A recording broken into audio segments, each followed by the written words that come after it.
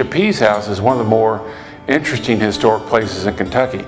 Dr. Henry Chapeze came to America in 1777, and he came with Marquis Lafayette to join the American Revolution under George Washington. He fought in the American Revolution, and he was practiced as a surgeon for 8 years. He then came to Bardstown. The Continental Army got paid their wages in city lots and farmlands, and he came here, claimed his city lot, built this house, and practiced medicine for 30 years. This house was initially built in 1787, and that was used as a residence for until about 1960. In 1960, it looked like it was going to be torn down for a parking lot for city government, and the Stephen Foster Drama Association bought it to save it. City government then used it as a Chamber of Commerce building.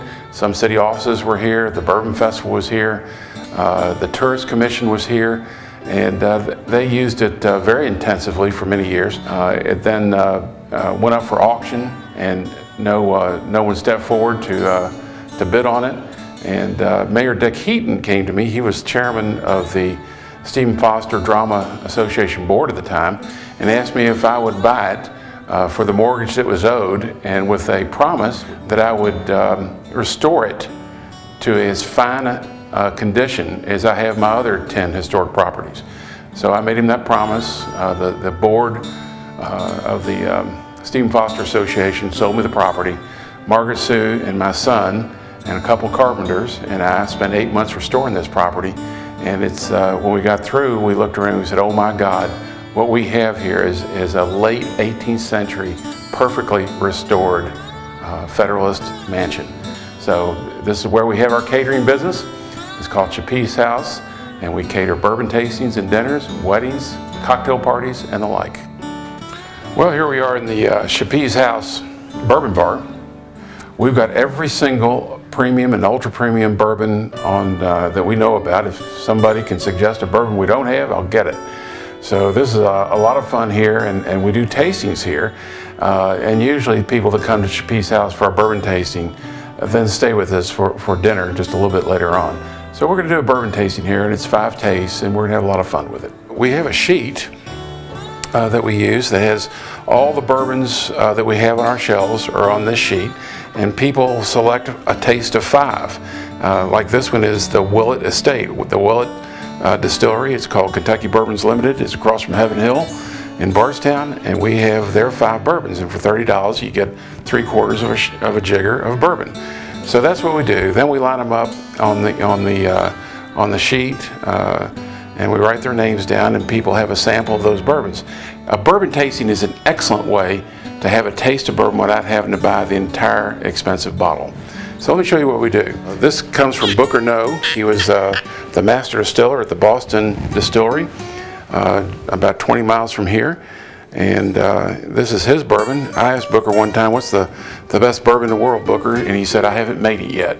So Booker was quite a character. This is barrel proof, and it's unfiltered, and it's absolutely excellent. We then have Evan Williams. This is a single barrel from Heaven Hill. It's really a phenomenally good bourbon. What single barrel means is that no other bourbon from any other barrel in the warehouse is mixed with this bourbon. It stands on its own for the next 10, 15 years as it matures. No other bourbon is mixed with that bourbon. We then have Four Roses, which is a single barrel bourbon. It's an incredibly mild bourbon. The thing that's phenomenal about tasting premium and ultra premium bourbons is each one of them tastes dramatically different. You'll pick up different taste and aromas from every single bourbon. The Four Roses single barrel is 80 proof, and it's very, very mild. It's very, very mellow. And then our next bourbon is Willett Pot Still. I was telling you about the Willett bourbons. They're up on the top of the hill across from Heaven Hill. It's a very interesting bottle. I'll bet everyone wishes they had this bottle, but this is the way an old still looks. And of course, they still make these copper stills. And at the Willett Distillery, up on top of the hill, this is what their stills look like. Old copper stills.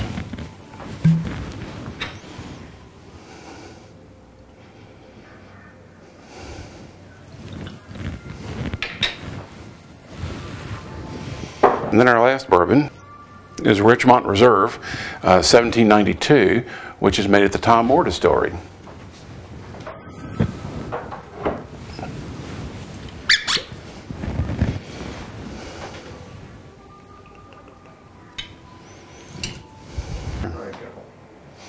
You know, one of the things you want to do when you compare anything, whether it be brandy or wine, you want to understand that the color of the beverage that you're going to be drinking has a lot to do with its how pleasing it is to you, and it kind of identifies the taste that you're going to be experiencing. In bourbon, 100% of the color comes from being in the barrel. There are 4 levels of charring that goes on. Bourbon is aged in new white oak barrels have been charred on the inside. So each level of charring gives you a deeper color. You want to hold it to natural light. You want to see it. You want to see what pleases you. You want to learn to articulate the fine color of bourbon. My preference, people ask me always what my favorite bourbon is, and I say I can't tell you because that'd make 8 people mad. So I never say, but my range of bourbons I like a good, deep, rich bourbon. This is the Willet Pot Still. It has a nice color to it, very mahogany. Then you'll want to nose the bourbon. You want to realize that your nose is 100 times smarter than your mouth. And what I always say, we know that's true about the things we say to each other. So you want to get over the inhibition of sticking your nose in the glass. And you'll want to smell it. You want to pick up the floral notes. You want to pick up the fruit notes. You want to pick up the sugars and kind of the smells of the barrel and the charcoal. Learn to articulate those. I can pick up 2 or 3, my wife can pick up 15. Everyone's different. Then you'll want to take a little taste. And just realize that on your tongue, the front of your tongue has sweet sensors, the back has bitter, and along the sides it's sour. Then what you'll want to do is as we do in Kentucky, and take a doggone drink. And feel how it finishes.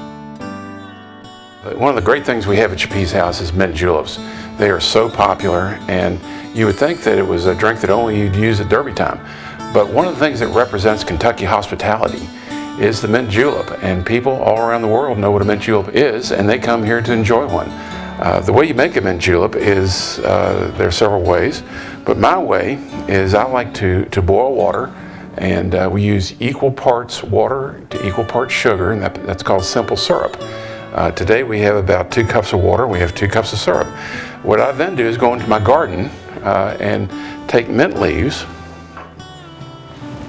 that we grow there, and we then drop about 12 sprigs into a pot, and we let those steep like tea. We cut the heat off, let it steep for about 5 minutes. That gives the simple syrup a very excellent mint flavor and a great aroma. We have a frosted glass. We keep a number of glasses in the freezer. The classic mint julep is done with silver mint julep cups. And what we do here is that we pack the glass with ice.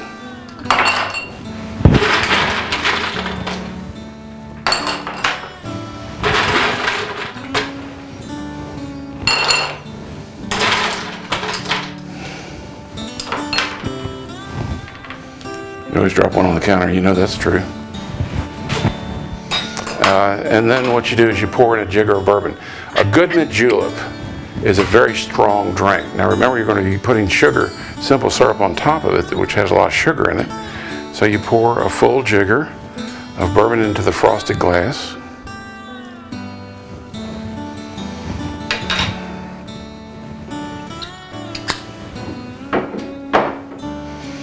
You pour simple syrup on top of the bourbon. I like about a 3/4 pour.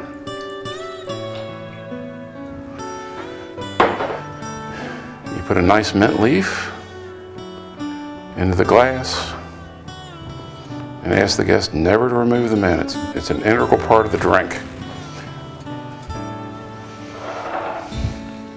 Putting the straw opposite the mint.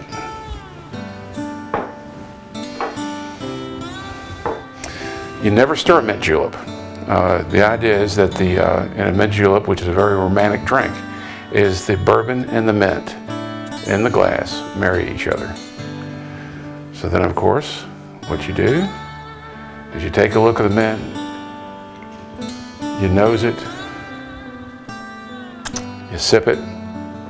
There's 200 years of history in this drink to Kentucky.